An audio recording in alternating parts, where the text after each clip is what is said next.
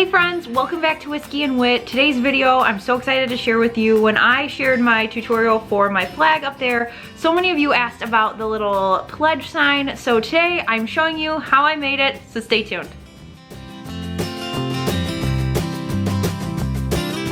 For supplies, you'll need the back piece of wood. Mine was 7 inches by 11 inches, just of scrap wood. You could really use anything. And then I also used 1x2 furring strips.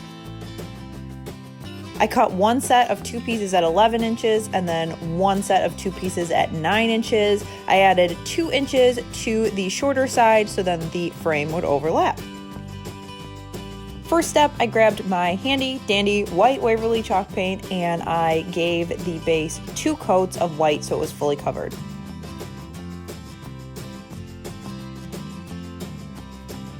While that's drying, you're going to want to grab some stain of your choice. I used dark walnut from Minwax, and go ahead and stain the outside pieces so you can get a jump start on drying those. Then I took some 1-inch painter's tape and I taped off my horizontal blue lines. This I definitely just eyeballed, as you can see, but you can definitely measure that out if you need to. I was just looking to cover everything but thin, straight lines to resemble the ruled lines of school paper. Then I went through with some light blue chalk paint. I wanted to make sure that this covered so the white wasn't coming too far through, but I didn't want the blue to be too deep, so that's all personal preference, but the 2 coats did the trick. Then for the reveal, I let everything dry completely and then I pulled off the tape. And then I reused some of those pieces of tape after I touched up some of the little imperfections and then taped off the side for the pink vertical line. Now this, you will see that I taped this crooked and it just happens. Honestly, it doesn't bug me because it has a nice whimsy effect, but if that's gonna bother you, make sure you tape it straight. And then I took some ballerina pink Waverly chalk paint and just painted that line. If you've seen my teacher sign, this is the same pink I used for the top of the pencils. I will link that up above if you've missed it. And then I took the end of my foam brush and used it as a little stamp with some black paint that is ink by Waverly to give the little hole punch effect. Then I used my Cricut to cut out the words. I used American typewriter font, and I believe it's a free download. I will leave it down below for you so you can go download it. Then I used my paper transfer tape and I transferred everything over.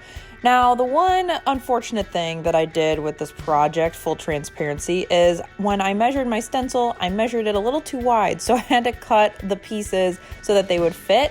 And so it ended up making some of the items not be straight across the bottom. I liked how it turned out, but that wasn't the initial plan. So definitely make sure to measure twice and then cut once. But then I really just went through and did it line by line just to make sure that everything fit within, because I did just eyeball the blue lines. I didn't want to cut out a stencil and then have lines through words, but went through, put everything down with that paper transfer tape, used the up and down blotting with the black paint, and then let it dry and peeled everything off. Once all of those words dried, then I went through and hit it with a sander, a pretty high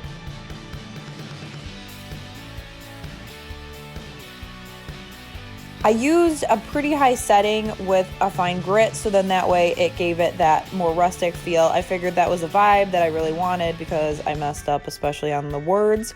Then match up your stained frame. I do the shorter sides first and then the longer, so the 2 11s and then the 2 9-inch.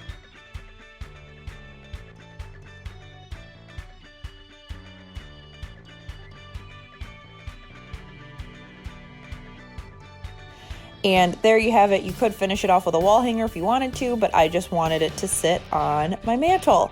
This is just my favorite set that I've made in such a long time. I love the 2 different elements. I got inspiration from a photo on Pinterest and thought I could totally make that myself. Thanks so much for watching. Give this video a thumbs up if you are enjoying these wood-based tutorials that I'm sharing, and also be sure to hit subscribe so you don't miss a future Whiskey and Wit video.